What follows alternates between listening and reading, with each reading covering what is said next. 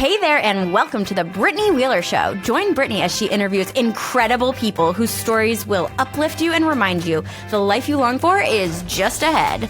Buckle up for an inspirational ride to your best life. Take it away, Britt. Hey, everybody, and welcome to the Brittany Wheeler Show. So grateful to have you all, whether you're returning or it's your first time. You are not going to be disappointed by this conversation. And I am elated because this is a dear friend of mine, someone who I have asked to be on the show since I first started the podcast.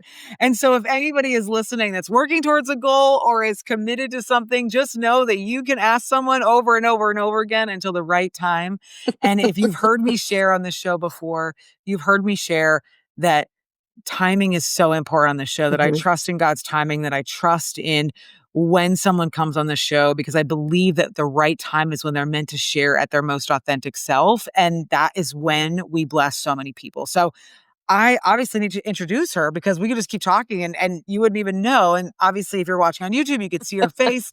If you're listening, go to YouTube because you can see her face. But she is a wife, a mother, a daughter, a sister, a granddaughter, a friend, an entrepreneur, a leader. She is someone that has literally breathed life onto my bones and into my heart for over a decade. Someone that one of the first people that I can ever remember that looked at me and saw who I am today in a season where I couldn't see myself. And, that is why she's on this show, because if she can bless me that way, I know she's going to bless so many of you. So please welcome my literal sister, my dear friend, someone that I cannot do life without, Miss Sarah Luce.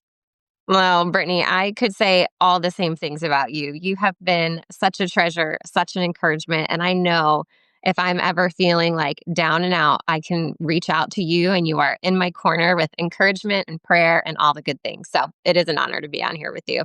Finally. Finally. Yeah. If that isn't a testament, it's just keep asking. And in our health and wellness business, that's no different. You just gotta, timing is really important and it might not be right, but stay consistent, stay focused. The next segment we go to is allowing, and I'm very interested to hear what you say, but allowing the guests to share either why they wanted to be on the show or a story about us, how we met. So I'm very excited to hear what you want us to share with everyone. I love it. I love it. So, I met Brittany, goodness gracious, more than 10 years ago. Do you remember how many years? Long. So this is my 11th year with our business. So yeah, 11 years ago. Yeah. So long time ago. And the first time I met Brittany, I was like, I don't care whether business happens together or not. This woman must stay in my life. So fun, so hilarious.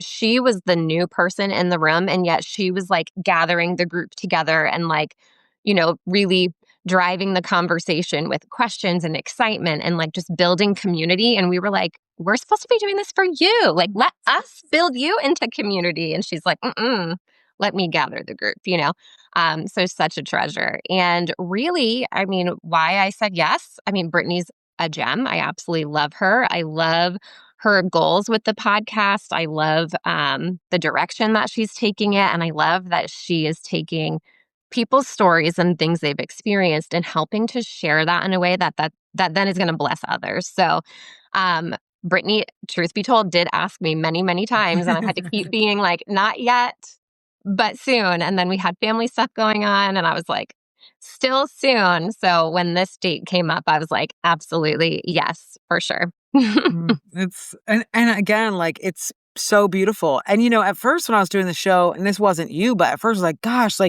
someone has to postpone or whatever. And God made it really clear very quickly that those are not postponed. Those are just delays. Those are there for a reason, because whenever someone has had to postpone or say no or redirect or come a different time, literally the rescheduling and the conversation that we had was better than I could have imagined.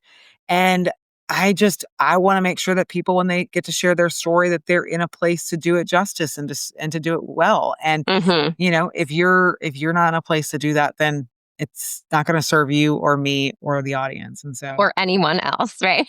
yeah, or Exactly. anyone else. So if I mean, if you're listening, you can hear just the joy and the love that radiates from Sarah. So I am excited for you to get to experience, and I'm going to share her with you. You guys are welcome, because she's very precious to me.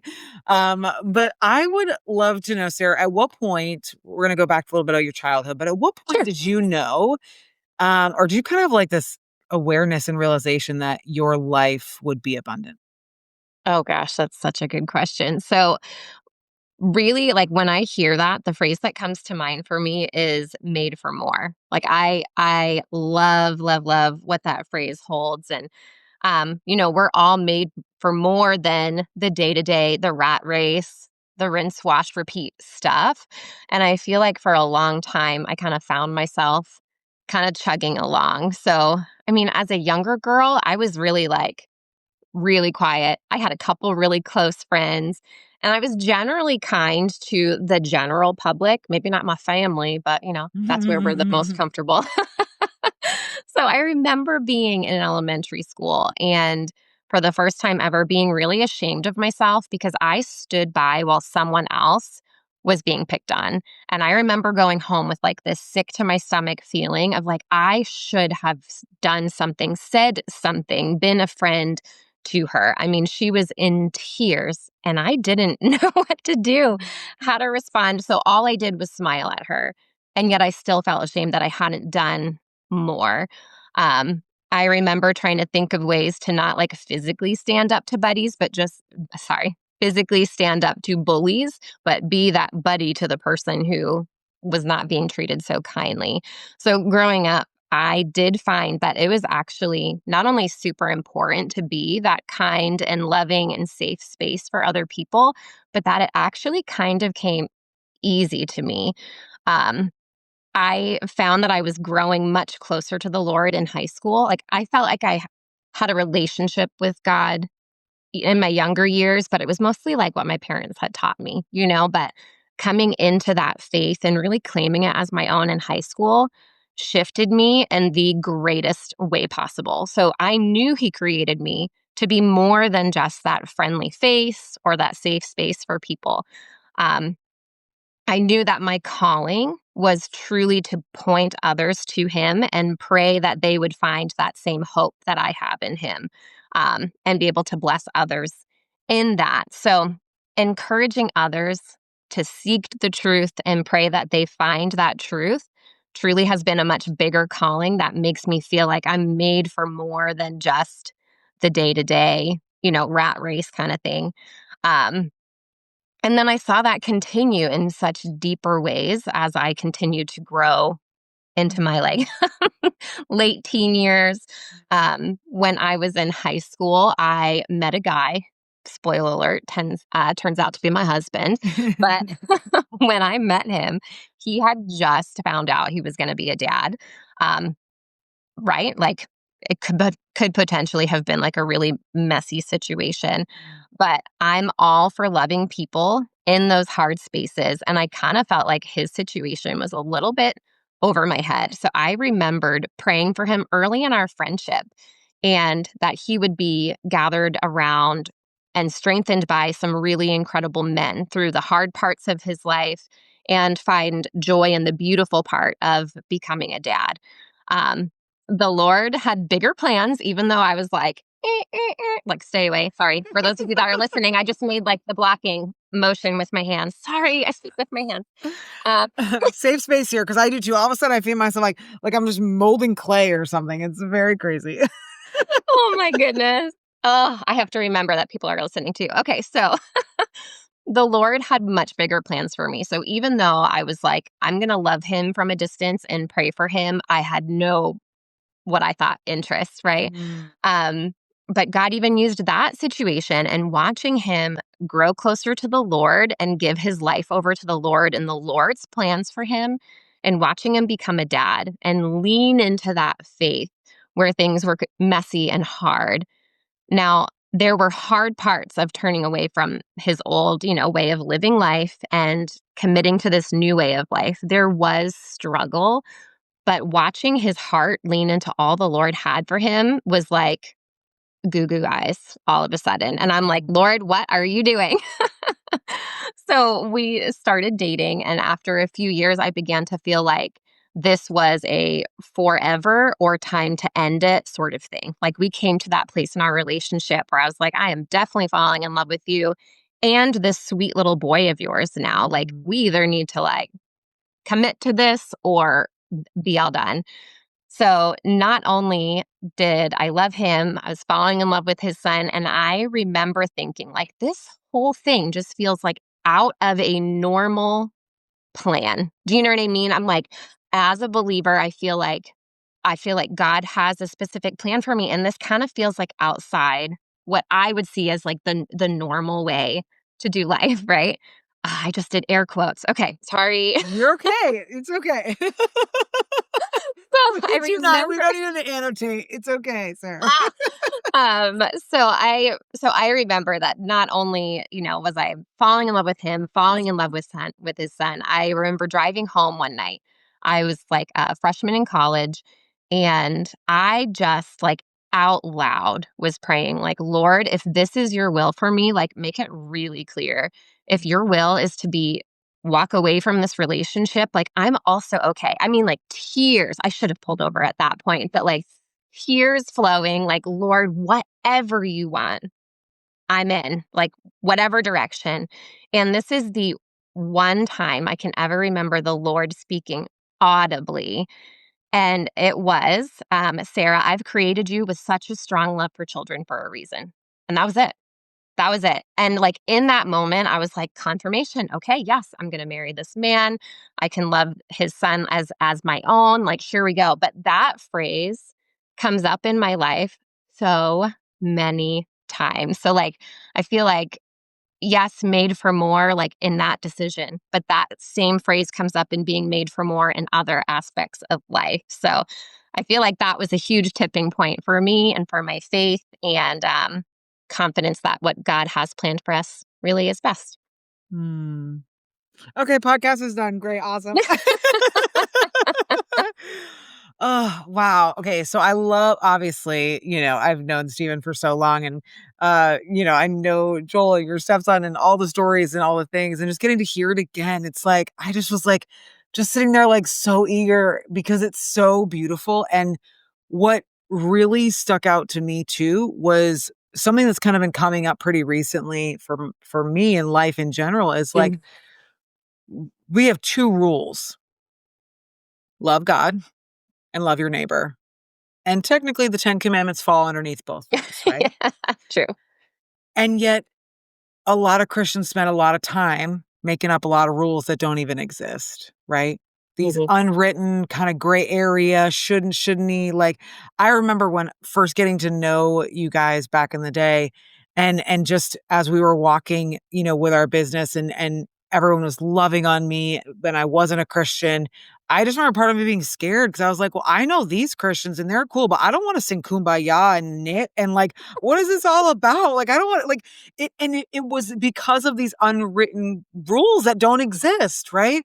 And so what was so beautiful about you sharing even just that moment of like, well, this is out of the normal. And the reality is like, that was God being like, hey, like, this is the gray area that I talk about, right? This is the gray area that like, if I convict you, if the Holy Spirit convicts you, that's right for you. It doesn't mean that's going to be everybody's story, and that's okay. It's not our job to have us all look and be the same. But what a testament to, okay, like this is unique for us, and God has confirmed that that's okay. And amongst that, right, like getting you to experience your own giftings through Stephen and Joel, but also kind of paralleling them so you could continue on your own with children, right? Like it wasn't just about, oh, I'm going to be this person in this identity. Like your identity was still with God. And it, I mean, it's really cool. I have nothing really funny or cool to say after that, honestly. No, it is really cool to think about like how many other times in my life, like even just those words from the Lord, like come up again and again. You know what I mean? Like I'm sure we'll talk more about it, but like we had many situations where like talking about having more children having more children without talking about having more children.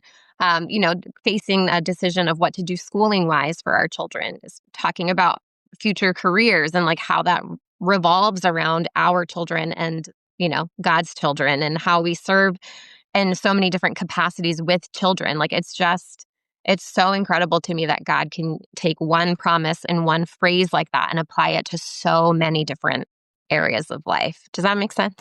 Yeah, and I feel like he's continued to just elevate you, right? Like, and where you even just using that phrase and guiding you into like what you were doing right after high school and then to college and then continue more, and then you start your business and all these things, and the new level of yourself would have never thought that you would be there, right? Hmm. But it's literally under the same guise of made for more, and also loving people and serving people and loving children still has come alongside that. There was something that you shared earlier about the situation with your elementary friend. How do you and this is totally candid, but how has that event, that very particular like bully moment, how has that played out, do you think, even like in the most recent years, and how you show up for people? Absolutely. I really like I go back to that memory so often, and gosh, it was early elementary school, but since then I'm like, that's never going to be me. Like whoever it is welcome. Like whatever kind of love, whatever kind of care, whatever kind of history, like welcome. Let me love on you in some shape or form, you know what I mean? So, I mean, even up through like those middle school and high school years, I never had like the big group of friends, but I had friends in every group. I had friends who were popular. I had friends who um, didn't have very many other friends. You know, I had friends with people who were very like needy and just needed a lot of that love and encouragement. And then I had friends with people who poured their love over me in such beautiful ways. So, um, in raising our own children, and as I continue to grow in my faith and with what the Lord has for me, learning how significant words are and the impact that they have. Um, I remember teaching a class at church, and we had a plate with toothpaste, and I had a kid come up and they squeezed that toothpaste out. It was like race, you know, like who can get all the toothpaste out faster. So they're squeezing. I mean, trying to get every last drip out of it. And we celebrated the person who won. And then I called two more kids up and I was like, okay, we're going to race again. Whoever can get all the toothpaste back in the tube first wins. Like, go. And I'm like hyping them up. I'm like, come on, you can do it. And like the whole point of it was like a object lesson about your words. Like, yeah, they can come out so fast and so easy. You can't necessarily take them back. Like it physically, you can't put the toothpaste back in the tube. It's just impossible. So using that again as an example with my children and myself, like our words need to be building up to other people. They need to be inclusive, and they need to be um, they just need to plain old be kind, you know? So do we slip and make mistakes all the time? Who doesn't? Who doesn't? But just living in a way and using our words in a way that builds others up is just a non-negotiable, truly a non-negotiable. And that's shaped just a lot of how I welcome other people into not only my life, but our kids' lives. I mean, of course, I'm protective in all the right ways, but being able to show my kids too how their dad and I intentionally love and serve on other people, even though it may not always be convenient or easy, um, that it's what we're called to do. And it's really, really important. So trying to instill those values in them has also been a really neat roller coaster with lots of ups and downs. Yeah. What would you say? Because I interview people in all different spaces, and there's so many different people listening. How mm, hold please, as I'm like putting this question in my brain, or it's coming out of my brain, whatever the trying to do. Mm. Being kind is what I would say is pretty simple for you, right? It's Mhm. something that is simple, but that's not necessarily the case for everybody. I would say it's very simple for me. what would you say is almost necessary in order for it to be something that's reactive versus like intentional? Yeah. Yeah. So, I mean, there's so many ways that you can intentionally love people, but I feel like you can really intentionally love people that you know well. Sometimes you're faced with situations where you need to love someone that you don't know very well. You need to be that loving and welcoming person. I I've also had friends that are like, "Oh, hey, I've got a friend who's going on with X, Y, and Z, and you helped me with that. Can I put you guys in touch together?" And I'm yes. Let's go. So choosing to walk in faith that God will guide those conversations, but also to not be afraid to speak boldly, um, knowing that you can't say, hold on, I don't want to say this phrase wrong. You can't say the wrong thing to the right person, like that if this really is a ordained by God type of conversation where he's put my feet in the right place and, the right people in that circle to love on in that way, that I have to trust that he's going to use me in that way, and that the words he has for me are the words that need to be shared, and sometimes that encouragement is firm. Sometimes that encouragement is gentle. Sometimes that encouragement is just listening. And other times it's asking a lot of questions. So trusting that the Lord will guide me in that is really important because, goodness gracious, I could tell you stories of the times I tried to do that out of my own strength or out of my own, like, oh, I know how to help this person. They just need to listen to me. But those ones don't go well. Surprise, surprise. The ones that go well is when I'm like, all right, Lord, like even in that like quick second, like, oh, I can tell that this lady's got a lot she wants to tell me right now. So guide this conversation. May it bring you glory. Amen. And again, I think the key there is just you're not making it about yourself. You know what I mean? That's Mhm. very simple. And there's a lot of people that listen to this podcast that don't know God. Just don't make it about yourself. Like it's when you go into a conversation with someone that you're meant to help and love, when you leave yourself at the back door and you Mhm. step in ready to receive and to love well, that a lot of times means you might not even say anything, number one, because they just Mhm. need a listening ear. And number two, the advice you say might not be any different than they're just doing. You just might be mirroring the advice that they've already shared with you. People For just sure. don't always need the thoughts, right? They sometimes need to be reminded what they've already done because they know what to Mhm. do, you know? Mhm. And I don't know about you, but I've learned this in my kindness journey of like sometimes the less I say, the better. And I've also learned that like the less advice I give, the better, honestly. Mhm. And I end up just like, so what have you already I just end up asking the right questions to bring out what they need to hear that they've already Mhm. done themselves. Full stop. So true. So true. And that really does take you getting out of your own way. And also, like you said, not making it about me. Like this conversation is for you and for God, not for me. So when people are like sharing things and you're like, oh yeah, that happened to me when blah blah blah, like boop, they're gone. They're not listening anymore. Like really keeping that focus on what they're sharing and how you can support is where it's got to be. It's a game changer. Thank you for Mhm. that. That's so good.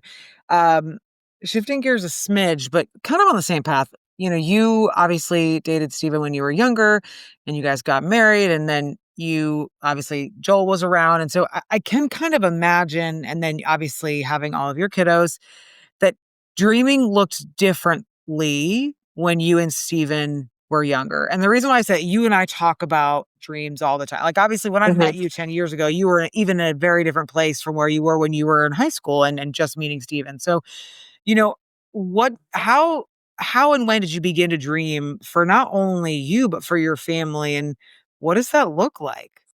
Sure. I love that question, Brittany. I think it is so good. And that was when, I mean, caveat, I was telling Brittany earlier that I was talking to my daughter about some of the things we were going to talk about. And she's like, wow, that's like some heavy stuff to think through. I was like, yes, but here we go. Like, let's play this game.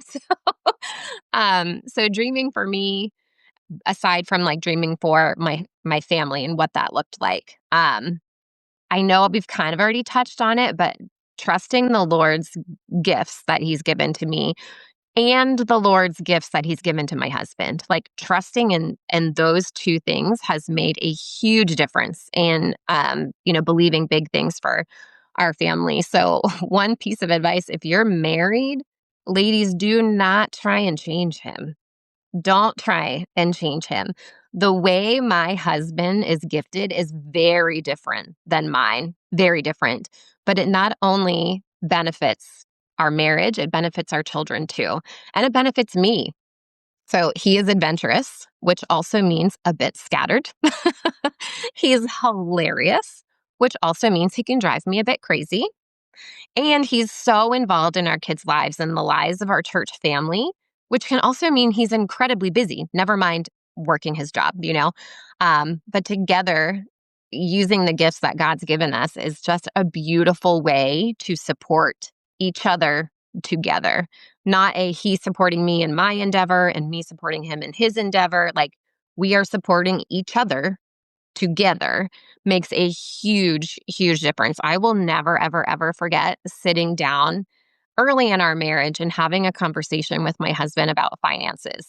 But let me paint the picture right. He asked me to sit down to have a conversation about finances. So, like, already I was like, ding, ding, ding, you're doing something wrong, as in myself.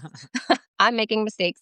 So, finances can be like a huge argument for marriages. And we were trying to kind of like skirt that. Like, let's tackle some of these things head on. So he was able to explain to me realistically where we were at and where we were headed at like the current rate. And I was shocked. Like that was not what I had imagined for our family. But this real conversation got us on the same page. And it was not all like, you do this and I will do that. It was, here is our goal. And here's what I think we should do. So it was definitely a very intentional, planned partnership and more than just, all the other parts of life. Like this was so important. So putting us on the same team and same mission. And we thanked the Lord that we were able to pay off all of our debt years in advance.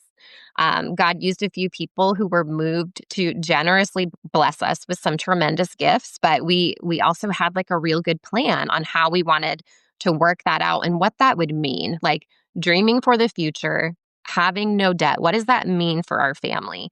And we also had really intentional goals of like, trying to be debt free doesn't mean we're going to live the most minimalistic life and give our children no experiences and no fun and no joy. Like we planned for those things too, but being on mission together really made a huge difference. And we were also really careful to make sure that we were keeping our hearts open to still giving and serving in ways that we felt led and to give in financial ways in particular.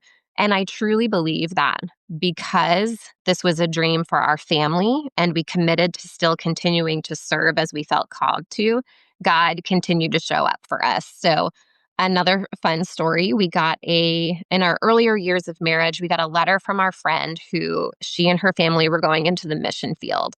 And I mean, love this friend. She's been there with me through so many ups and downs. So I remember both of us read the letter separately. We both felt like we wanted to give, but at this stage in our life, I mean, we were literally like pinching pennies, like living paycheck to paycheck.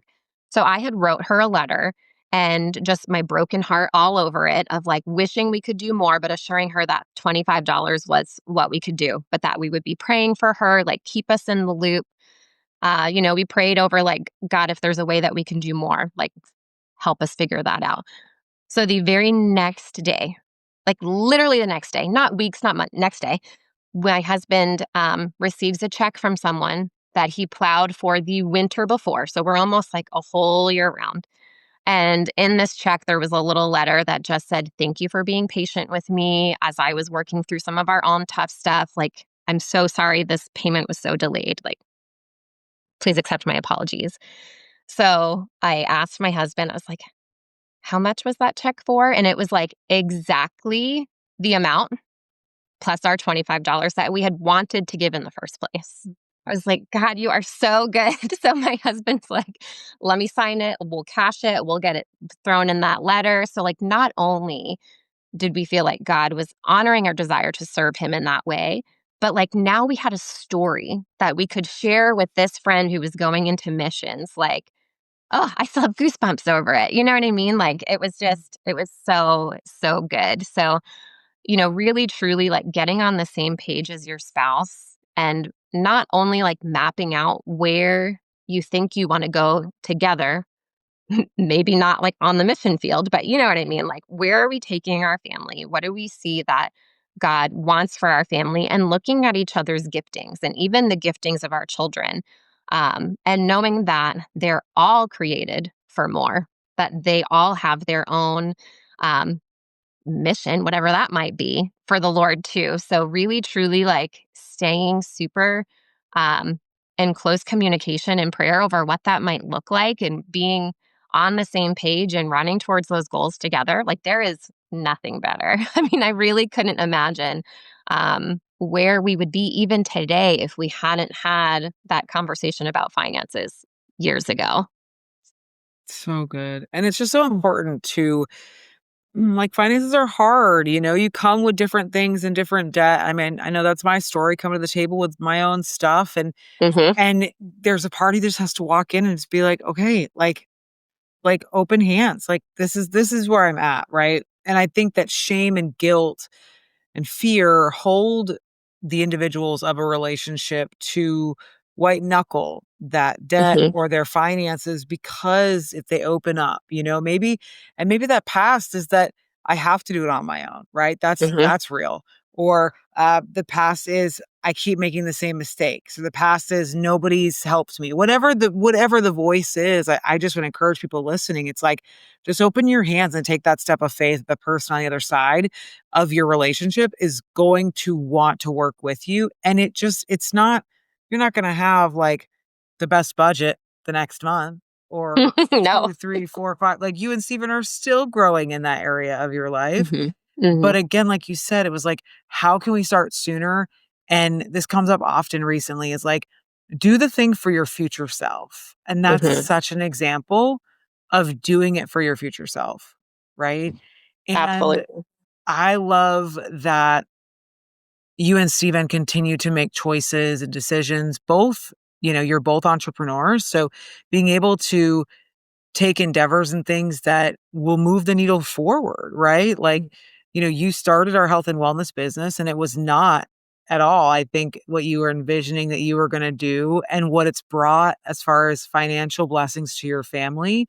And same thing with Steven. He's taken risks and made decisions to grow the family, to grow the family business. But I feel like that is also what is so beautiful because you made that point early on for people that are listening is like you're you're doing it together. You're cheering each other on. You both have a passion, a purpose that's equally yoked, Hmm. right? Yeah.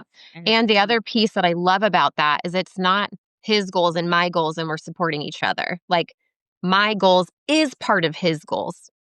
Does that make sense? Like Mhm.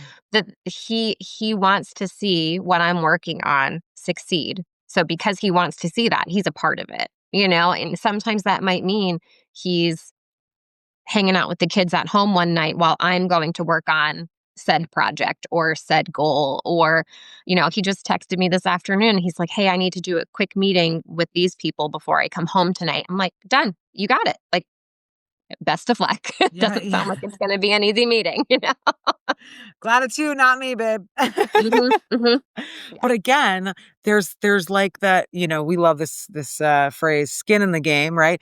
There's this skin in the game for that. When you are invested in the success of your partner, you will advocate, you will sacrifice with them, right? Hmm. Versus it being, oh, this is Sarah's thing, this is Steven's thing. No, no, no. Like that's not at all how you're phrasing it to be. And again, you and I are in circles in our business where we talk a lot about it's really like this has nothing to do with you and Steven. This is everything to do with the kids. This is everything to Hmm. do with what they are watching their parents do. And I had, as you know, I don't know if you've watched the episode or listened to the episode yet, but I had the Hudson brothers on I love and them. they're the best. And the clip that I shared was really about how impactful Kelly and Matt's um, marriage was to them. And Yeah. how, like, Kelly was like weeping when I sent her the clip, obviously, but like how just them doing the things and leaning into the challenges and making time for themselves as a couple was exactly the things that the boys took away into their own marriages and their own relationships. It wasn't the fact that they, had nothing to do with like sport games or attendance or things like that. Like Yeah. it was the work, right? And Mm. oh, I remember when our parents did this, and that's literally why you're doing what you're doing, is to give to them now, but also to show them for later, so they could Yeah. actually be sitting in that space. Absolutely. And allowing them to see some of those struggles too, right? Because it's not all beautiful. So allowing them to understand some of the struggle and that our commitment is still to the Lord and to each other, and even allowing them some of that inside sight into how others have come alongside us and supported and encouraged, and helping them to get some other really great adults in their lives to sure, of course, like affirm what mom and dad are already telling them. They don't need more information. They've got it, but like having those other adults in their life has also been so instrumental. So don't hide the struggle. Like there are some age appropriate things that your kids can know about, and watch how they're worked through and wrestled and prayed for, and that can even make a very good positive impact in their future. Because if they think, oh, my parents always had it together, we haven't done a good job being realistic No, with them. for sure. And that could do just as much harm as, toxic situations can, Mhm. right? Yeah. How I just had an interview earlier today and it was so special. And it's my friend Lauren, who I want you guys to meet because I think you would literally like, I'm sharing her with you so you guys can't have each other completely, but because I'm not giving you up. But I was like, oh my gosh, like you guys be friends. You would just find her just a joy and a delight. And she's in a season where her oldest is a senior and her girls are in high school, and just being in a place where she grew up in a very hard upbringing and life situation where she really couldn't dream. And now she's in Mm, a place where her girls are dreaming, and she's finding this like really tough space of having to hold back her own fears and hesitations because she didn't know what that was like at her age. Like how has that been for you, right? Because now you and Steven are stewarding Lauren, right? And you've been mhm. stewarding Joel and like all these things. Like what is that? How has that been differently than what you and Steven were doing 10 years ago? Absolutely. So I think a huge piece of that is kind of what I said a little bit earlier, is like loving the fact that my husband's gifting is different than my own, right? Like, so there are so many situations where I could be skiing, for example, not my favorite. I don't love it. The whole time I am petrified, like, and my shoulders get tense. Like I'm holding on to those. Well, I don't have ski poles, but like I hold my fists really tight. I hate every moment of it, but my kids love it.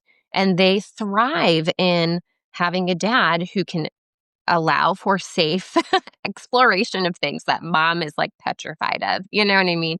So that's just a silly example, but like there are so many times where we have to allow for each other's giftings, my husband and I, to shine in different ways at different times for different situations with different kids.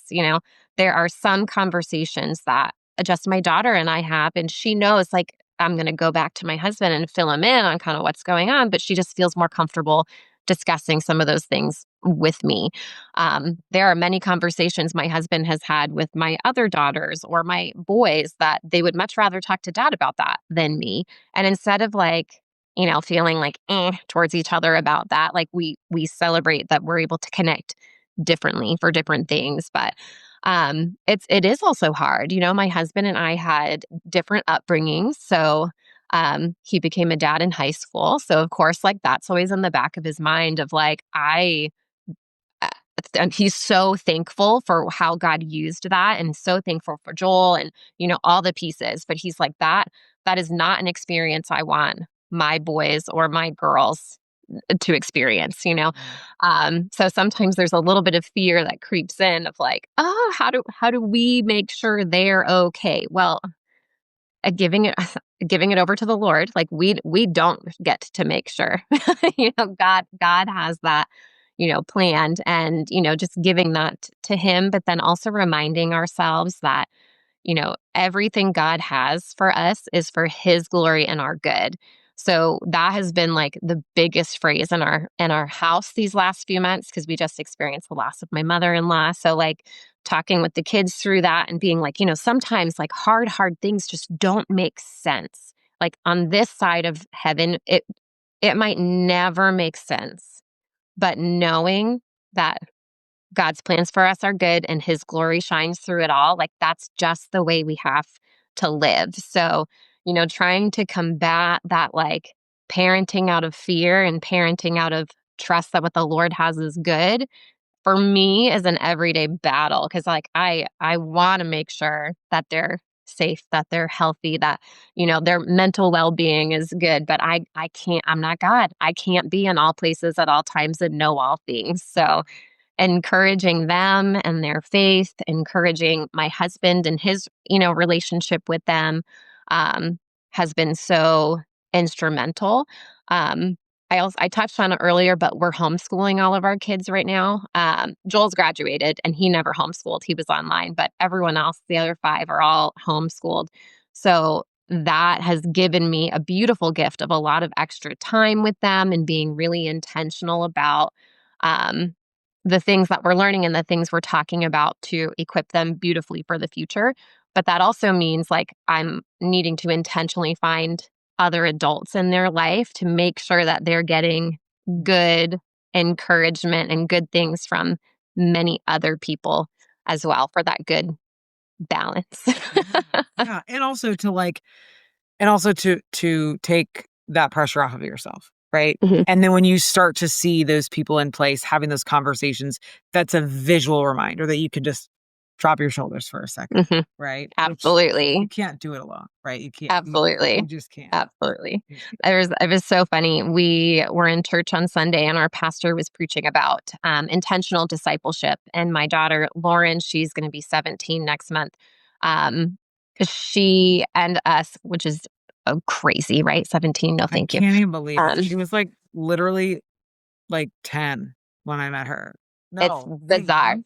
No, even younger. Yeah. It's bizarre to me that she's 17. Actually, the craziest thing is like realizing that we're in a phase of life where most of my children are middle school or high school and not babies or elementary is bizarre.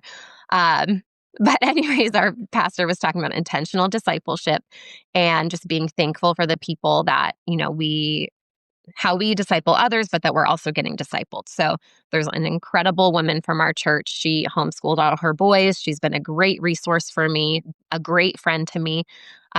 She and Lauren have a very intentional discipleship relationship, and they've been getting together. And every time I thank her, her name's Linda. Every time I thank her for the way that she's investing in Lauren, she's like, "Are you kidding me? Like this is such a precious relationship for me too. Having only boys, like having this young lady who wants my presence in her life." And so, anyways, our preacher preaches on this. And after the service, I was like, I have to go tell her thank you. Like, again, just I have to. And as I'm walking over, I'm like, oh, I'm not going to be able to do it without crying. Like, what in the world? So, like, I finally get to her and I just hug her. And she, like, like you can feel when people start to let go. And I was like, I'm not done. She's like, are you okay? And I was like, yes, I'm just so thankful for the way that you like pour into my children's lives. It's a huge deal. And she's like, oh, you're so sweet. I'm like, and now I gotta go to the bathroom. Like, I gotta clean off my face. What a beautiful So, moment, right? What a beautiful that was moment that precious. like we can truly all help each other, right? We Hmm. can truly step in for each other in different seasons for different things, but it's also like trusting in your giftings, right? Like trusting Hmm. in who God made you to be and what you're good at, right? And really leaning in and I mean, we know that God's using you. So, and he'll continue to do that, which will be really beautiful. And you've mentioned the theme a lot of like hard. And I love one of the things that I've loved about our group of friends is that we haven't ever been like, nothing bad happens. It's roses and daisies. We are a very real group of women who are like, yeah, this shit's hard and it sucks. But despite That's true. that, we're gonna step into the hard. We're gonna do the hard things. We're gonna overcome. We're gonna lean in, right? And it's like Mhm. the group of women that are not afraid of getting uncomfortable. And we talk on this podcast about choosing your heart, and we talk about this a lot, in our business. Mhm. And it's this crossroad moment where all the decisions that you have to make are hard, but the one that Mhm. you make ultimately is going to lead you to the better version of yourself. So is there a moment, a choosing your heart moment that comes to mind that you want to share? Yeah, oh, absolutely. I love that this has become such like a good phrase for you in the conversations you're having because yeah, everybody does have more than one time in their life where they've got to choose the hard. So the first thing that comes to mind for me is my husband and I got married really young. I was 20, he was 21. I was finishing college when we got married. And I continued my college education. I got my bachelor's degree in early childhood and special education, like ding, ding, ding, loving children. Um, we were married just before my junior year of college, and I gave birth to our first child together just 9 days after graduation. I continued to nanny for many, many years, and I ran our children's ministry program at our church for about 10 years. And then there came a difficult decision number 1 where I felt such a tug on my heart that once I had baby number 5, having 6 children altogether, and knowing I had 1 in high school, 1 in middle school, 2 in elementary school, and 2 at home, like I just was not serving in that role of children's ministry director in the same capacity that I wanted to. And I was really feeling like God had laid it on my heart that it was time to step down from that. And of course, like all the feelings of like, I'm inadequate. I've taken on too much. Like I could go on, but let's not focus on that.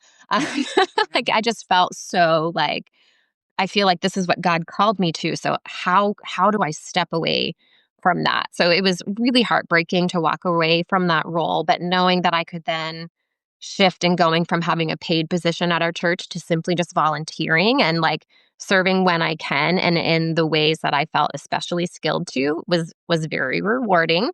Um but the Lord is so good because COVID hit just a handful of months after I had stepped down from this leadership role. Um, and that really just gave me so much more freedom to really walk with my family during such a rocky time. And, so many things were unpredictable. And, kids were sent home from school. We were told it would be a couple weeks. Then we were told it was going to be the rest of the year. They were online. And I remember going for a long walk by myself and just being like, oh my gosh, Lord, like, you've got to equip me. Like, how am I going to do this when I already felt like I was stretched so thin? Our household is my husband and I, all of our kids, my parents and my grandmother, like caring for more than just my family and ministry, growing a thriving business, volunteering at church, co-parenting a child who was entering his last year of high school, and now considering what schooling would look like in the future, So we were told like there was possibly going to be online again all next year. And one of my daughters was going into kindergarten. I'm like, kindergarten online? Like, are you kidding me? That is physically not possible. So for us, like a choosing the hard moment was keeping our kids home and beginning that homeschool journey that I never, ever thought was something we would do. Serving in so many ways and feeling spread thin, the idea of now having all 5 of my children home and doing all of their schooling just felt incredibly overwhelming. I'm like, I will never be able to pee by myself again, ever. Like, I thought we were past that Yeah, stage, yeah. And truth be told, math books have been slid under the bathroom door, like, while I'm on the toilet. It's happened. Can't. So, I can't. Please tell me it was Colby. it was actually Jillian. So, Okay. uh, Colby would have been a really another good guess. He's been known to, uh, sit on the toilet while doing schoolwork, but not using the toilet. Like, I'll be in the bathroom, and that has become, like, his seat to, like, get some help. Hopefully, he doesn't hate me for that in 10 years, but Okay. But so that whole summer, I just kept thinking like, I've got to get prepared. I put in like countless hours of like reading and researching, learning the laws for pulling my kids from public school, hours of planning and replanning to have a successful year. And that year grew me in ways that I truly never thought, one, that I needed, or two, that was possible. I already thought I was a fairly patient parent. Turns out I was not. Nothing equips you for a change like that. And after a full year of homeschooling, oh, hold on, back up. I thought I was patient, but I also thought I was like a real selfless, serving person. Turns out when your children are with you at all times, you're not as selfless and serving. Like I learned how selfish I was about like my own quiet and my own peace and my own rest, and like having to not give up those things but just prioritize things differently, grew me in huge ways. So I do still get my quiet and I do still get to go to the bathroom by myself. It just looks a little different. um so after a full year of homeschooling, we kind of sat down as a family to discuss like what the next year would look like. I kind of had told them like, let's do this for a year because of all the online stuff and the craziness there, and then we'll kind of relook at it. Um, every single one of them wanted to continue homeschooling. And even at the end of that year, I was like, half of them are going to want to go back. Like, I fought with this one about math every day. Like, they're not going to want to keep doing this. But they saw the joy that it brought out in me and in them and in our family. And they saw the shift that our family received, which was one of the best shifts we could have made. Early on in preparing for homeschooling, I saw a quote that one time said that homeschooling is winning back the hours that could have been lost. And I was like, I love that. Like, sure, homeschooling may not be for everyone. Like, my kids were in public school for quite a long time prior to COVID, and we loved every single teacher. I mean, we had the best public school experience, but for us, like having that additional time together, my husband's work schedule also gives him a lot of flexibility, especially in the winter months. So like so much family time we got back that we could have not have had the ability to have had we made the easier choice. So choosing that hard for us has just been, as a whole family, a beautiful endeavor. That's so special. And I was there. We've had conversations during some of those potty breaks, and you were like, "Britt, this is all I got to give you. I got nothing left. I'm gonna go crazy. I'll call you. Bye." Like they're Literally. real. They're real. It's interesting because I feel like we're in this season where a lot of different choices. People are able to make a lot of different decisions that's right for their family. And kind of to go back to like the two rules is like a lot of people feel like it's totally okay that they have a thought, a judgment, or whatever on what someone else does, right? And the reality is like we're just meant to love our neighbor. Some people are called this, some people are not. Some people feel this is right, some people don't. That's okay. Right. I have loved getting to watch. You homeschool, but you went to school for education, right? So it gives you a very different perspective and a very different skill set than a lot of families that go into homeschooling.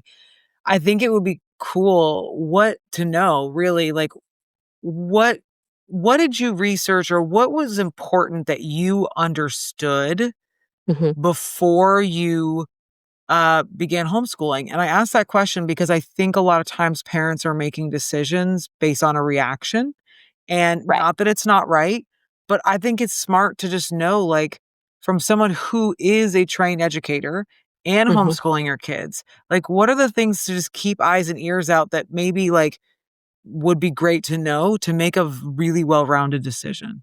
Absolutely. Well, one of the books I grabbed right away was called Homeschooling Bravely. And brave and bold have been like words that keep coming back to me as like being massively important. So grabbed that book, and it really helped put my mind at ease a little bit. Because I had all these preconceived notions, right? Like people run to Pinterest or other things, and I'm like, oh my gosh, there's so many ideas. Like, where do I start? So the Homeschooling Bravely book really helped me and my husband to kind of be like, what are some of the really key things that we want for our family? What do we want, considering the whole family? What do we want like a homeschool day to look like? And what are some of the benefits that we will have. So, that was one piece, was just making sure my mind was in the right place, and then I wasn't spending countless hours comparing myself to the many different methods of homeschooling and like the many different things, even some close friends of mine, how they homeschooled. And with having an education degree, I knew that my kids were not all going to learn the same.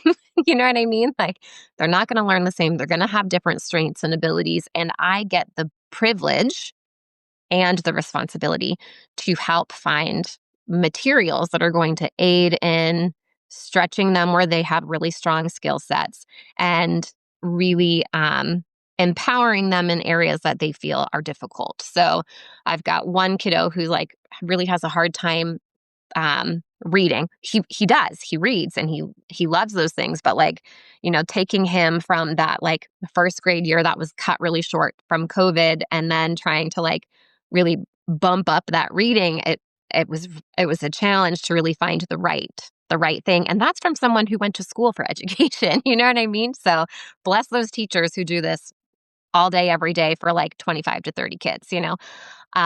So really like researching different kinds of curriculums, and the things that I wanted to see them emphasize on. Like, when I was in school, I hated history. I hated the idea of memorizing dates, people's names, wars, and why they happened. Like, for me, it was all just like a memorization thing.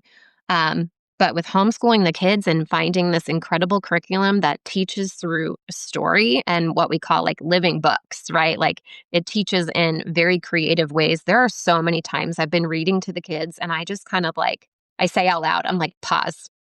I did not know that. Like, I am not ashamed to be like, I have learned so much. And we're currently reading about 1850s to current time frame. And the kids are just blown away. I mean, myself too, blown away by how recent some of these like crazy things are, like equal rights and like the Holocaust. They're like, I had no idea how recent in history that was.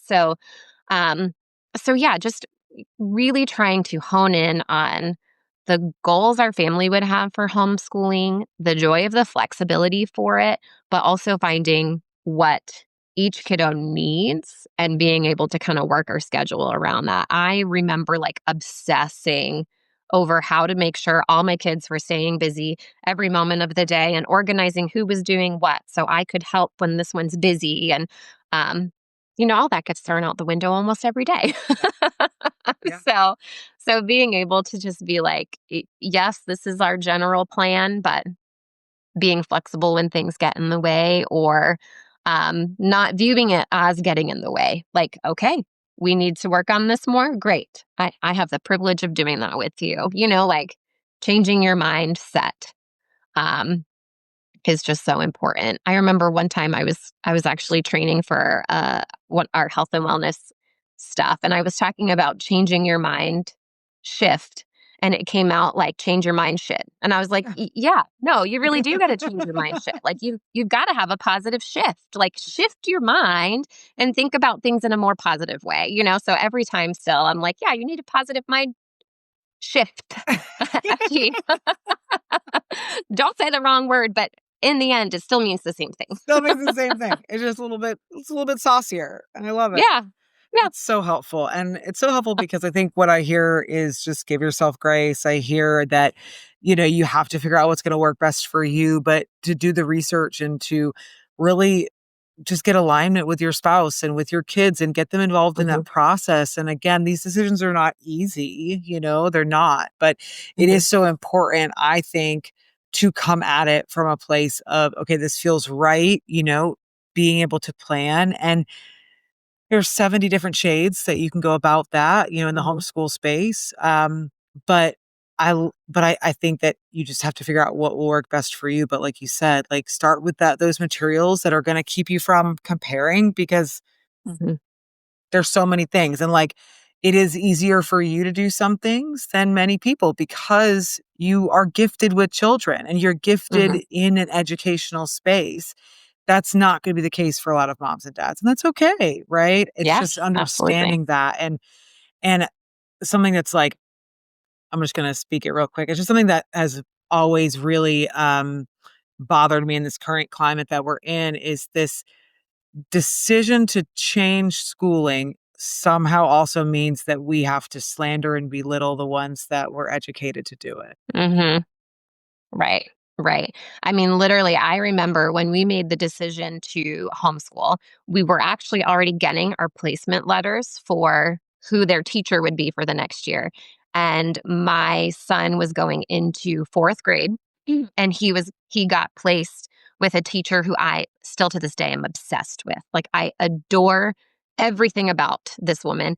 And I actually got her information and wrote her a letter. I was like, we're so excited to begin this homeschool journey, but I am so heartbroken that he doesn't get to have this experience with you. 'Cause my daughter had her too, that Lauren did. Like you have been such an instrumental part of our, you know, school foundation.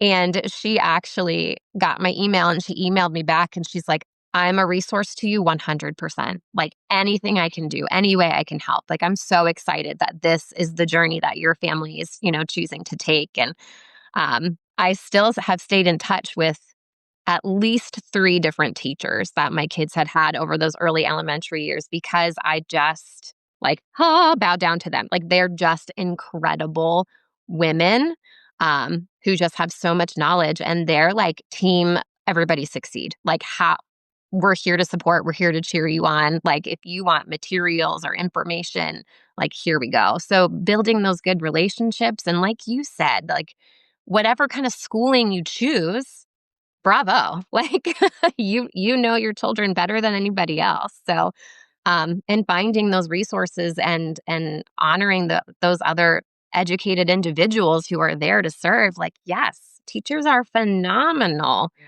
Phenomenal. And they've got to deal with a whole bunch of other stuff that I don't have to deal with at home. So more power to them. Yeah. They're incredible. Absolutely. Like well said. Yeah. And hopefully somebody that's listening can hear this and people that whether that they're about to make the decision or they know people that do, it's like you can make that choice that's right for your family without tearing down, without, it's just Absolutely. and it's something that when I was homeschooling, our mutual friend too is like that's something that I experienced really personally was I was in I went to school for education. I'm homeschooling and I just I got to learn the power of homeschooling from a way of like, okay, I get it for this family. I understand why this makes sense. I understand why teaching this way, all four kids, four of the five had different learning disabilities and different things that weren't able to get met in that school. But in no way, shape, or form, was our friend belittling, the community or the teachers. And in fact, Absolutely. same as you, was very much still involved in those school spaces and, leveraging resources that were available to her. So we can just do better, I think, when it comes to this topic. Absolutely. Do better. Do better. Do better. Okay, I've got one last question, then we'll get into lifestyle questions. If you were to this is so good. I love this question. If you were to see the younger version of yourself, young Sarah, was stepping into marriage or motherhood, and you're talking to her right now, what advice would you share with her?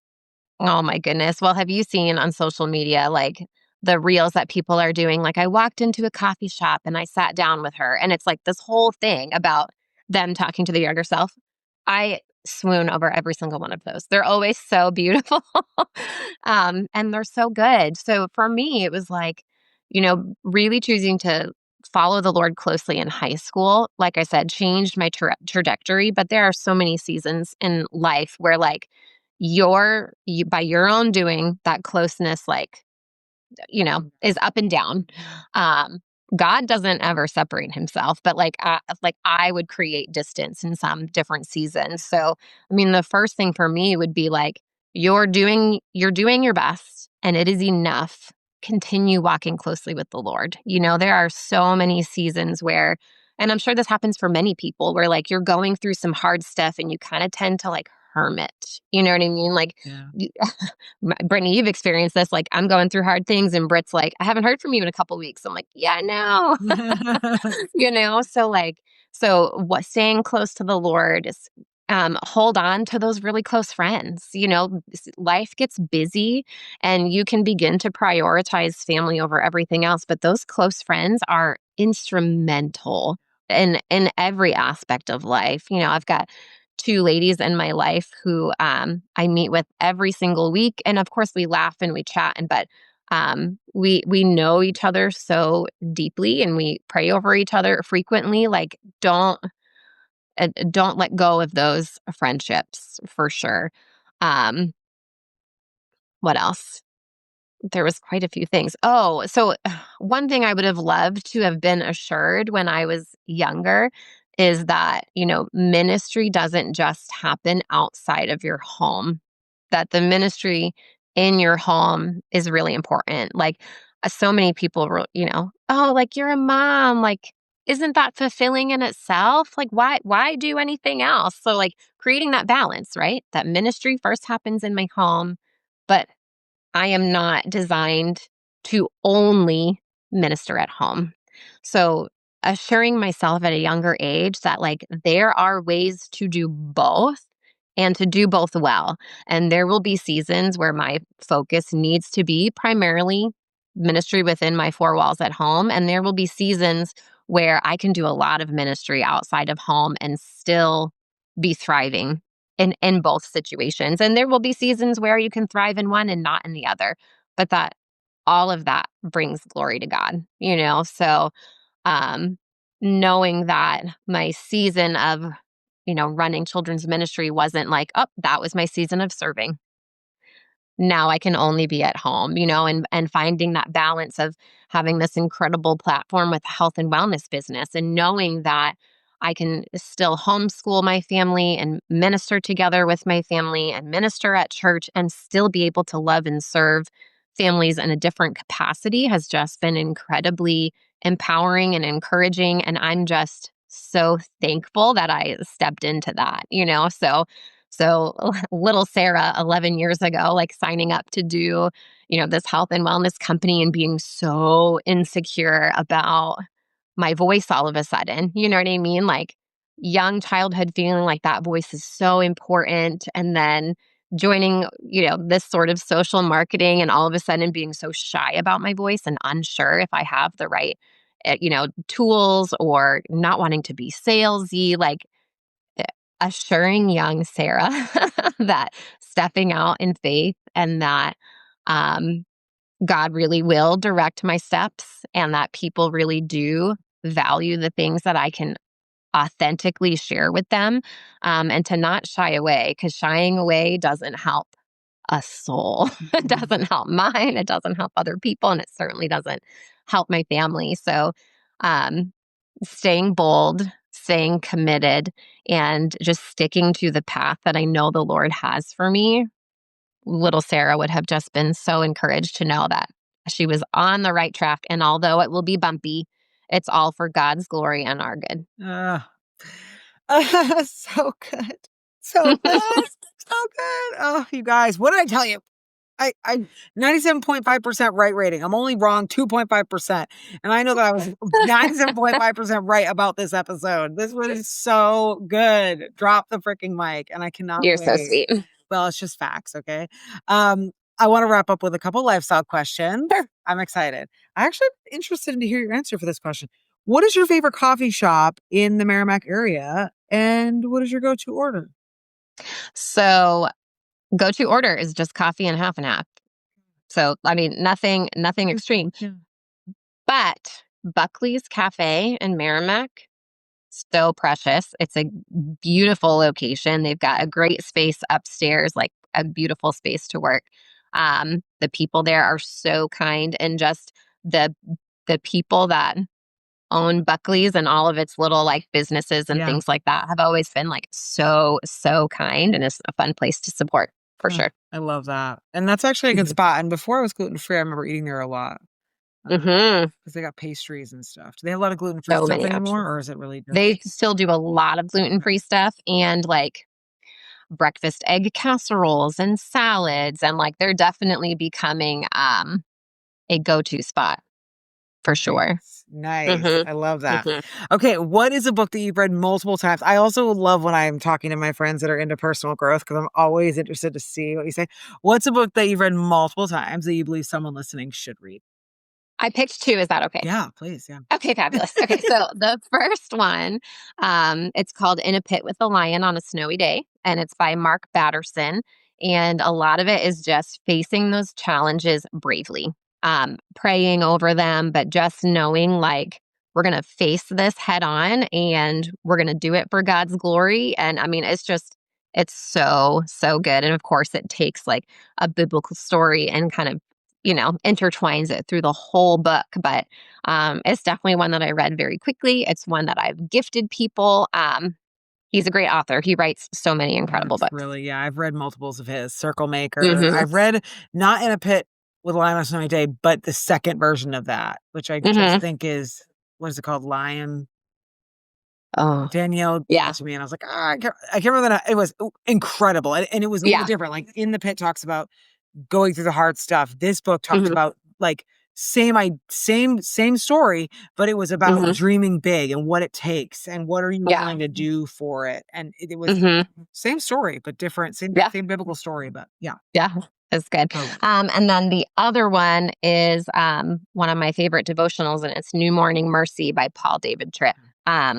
Whether you have lots of biblical knowledge or no biblical knowledge experience at all, it is a beautiful place to really begin your journey. Or, I mean, I've been a believer since my early years in high school. And every time I've done this devotional, like I pick up new stuff, like your seasons of life are up and down all the time. So you pick up different things at different times, or they have different impacts or different thoughts. That one's been a really, really great one. And actually, my husband is doing it for the first time right now, too. So I'm sure he'll give it 5 stars. Oh, Stephen, I love that so much. So sweet. Oh, great recommendations as always. And thank you so much for coming on. I'm so glad we were able to work it out. And thank you for being so gracious. Absolutely. I've been with you for 11, so I could hang out the 2 of 11 just waiting for you to say yes. I'm not going anywhere. Like you got it. Oh, Sarah, this was so great. And what I know is that this conversation was so robust and so rich, and people are like, whether it's people that know you, and that's something I find to be really beautiful, is a lot of times I have guests that will share this with their people. And there's something so powerful about your community getting to hear from you in a way that maybe they haven't heard before, or stories they haven't heard, or the whys behind homeschooling. And that is just as powerful, in my opinion, as strangers that don't know you that are going to be blessed by you as well. So I'm very excited for people to hear this. Oh, thank you, Brittany. You're so welcome. You guys, you can follow us. We'll subscribe to the little dingy bell thing on YouTube, or subscribe, whatever that is. I'll get used to it for like next 10 episodes probably. And follow us on Instagram, TikTok. Just share this episode with whoever you feel like needs to hear it for whatever reason, because Sarah's story is incredible. She has an incredible heart. And I know that we interview ordinary people living extraordinary lives, and she is no different. So as always, do good things, make me proud, and we'll see you next time. Bye, everybody.